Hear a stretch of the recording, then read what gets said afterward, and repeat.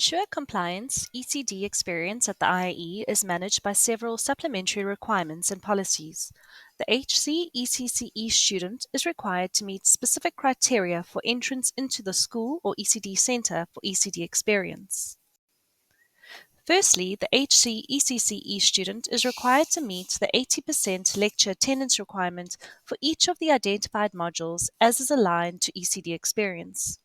Students will be advised by their campus if they have not met this requirement.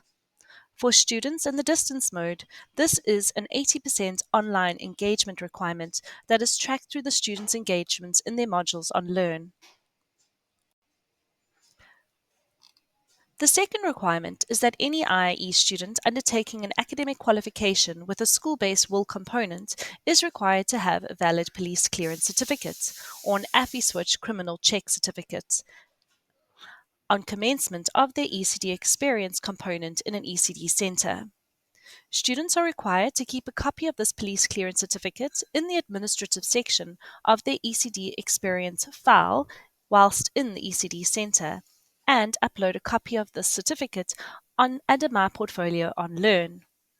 The campus is required to keep a copy of these police clearance certificates on file, and the students will bear the cost of this police clearance certificate. Thirdly, before gaining access into the ECD Centre, HCECC students are required to acknowledge 3 important policy documents.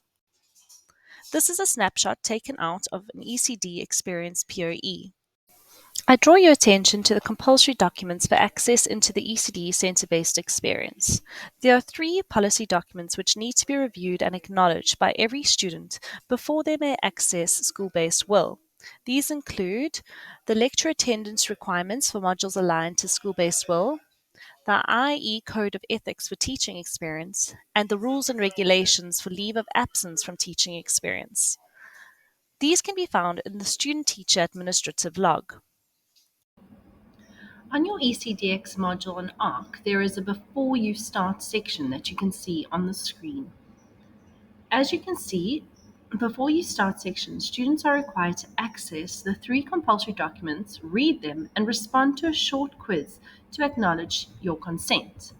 Only once this is completed will students gain access to the learning units and contents in the ECDX Experience module on ARC. Also important to note are the compulsory documents that are required to be submitted in the ECDX5112 POE in order for the POE to be marked. These include the signed and stamped copy of the IE Mentor-Mentee Agreement and the signed and stamped copy of the ECD Experience Attendance Register. No ECD Experience POE can be marked without the inclusion of these documents. These documents can be found in the ECD Centre Administrative Log and Report.